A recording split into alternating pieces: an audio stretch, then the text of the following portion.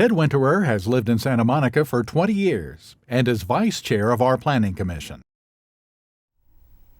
Hi, and welcome to Vote 2012, and welcome to you, Ted. Thank you for having me, Sandy. Well, thank you for being here.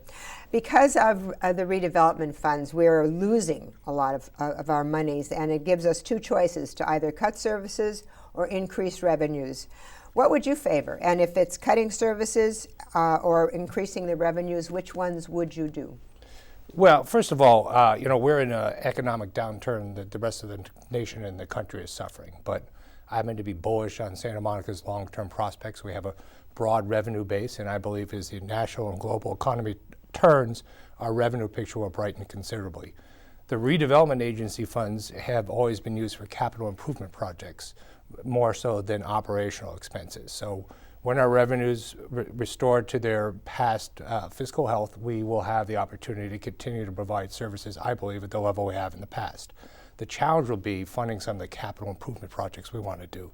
And I think that one strategy the city will have to pursue is what cities historically did before redevelopment agencies, is just issue general obligation bonds. So we might ask the voters to approve a bond to pay for, we need a new fire station downtown, for instance, we need to pay for some new parks, and we say to the voters, will you help us pay for this by having a bill on your property tax?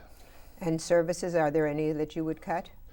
No, I think that we really need to continue to provide services for seniors. We need to provide, of course, for public safety. We need to do all the things that make this a progressive city that looks out for the less fortunate. And as I said, I think that our revenue picture will be healthy in the future. If we do need to enhance revenues, we can look at the real estate property transfer tax, look at increasing that. We can look at our commercial parking tax, which is right now at 10%. If we increased it to 15%, it would generate another $3.5 million per year. There are ways to plug some of the gaps. Over the last 15 years, Santa Monica has changed dramatically. Do you think the change is for the better? I think yes and no. I think in a way, when I first moved here, it was a sleepy residential town. We've become more cosmopolitan. There are more interesting places to shop, to dine. In a way, it's more of a lively town. On the other hand, most of us remember back in the day when this was a residential community, and the traffic patterns where everybody was leaving town on the 10 in the morning to head east and then coming back in west in the evening. And those traffic patterns have reversed because we've built so many office complexes and we've become a job center. And I think that traffic impact has made it impossible for people to get out of town on a weekday anytime after 3 p.m. And I think that's had a serious impact on the quality of our life. So we have not managed that growth as productively as we might and balance it against our quality of life issues. One of the things you mentioned is the nightlife available here in Santa Monica. And many of the private businesses encourage their employees to take buses. They provide bus pass money and stuff like that. But many of the like restaurants or movies, they close after the last bus has run. What do you think that we could do to accommodate those employees who are often very young, minimum wage, so that they could continue to work and make Santa Monica a downtown, a vibrant atmosphere? Well, because we've created so many jobs in this town, we have what is known as a jobs housing imbalance. So we don't, even if everybody had the financial wherewithal or desire to live in this city, they can't because there's just not enough housing. So what we need to do is build more housing downtown and in commercial corridors in the east end of town, as called for in our land use and circulation update, and make sure that housing that's built is affordable to all income levels and all different household sizes.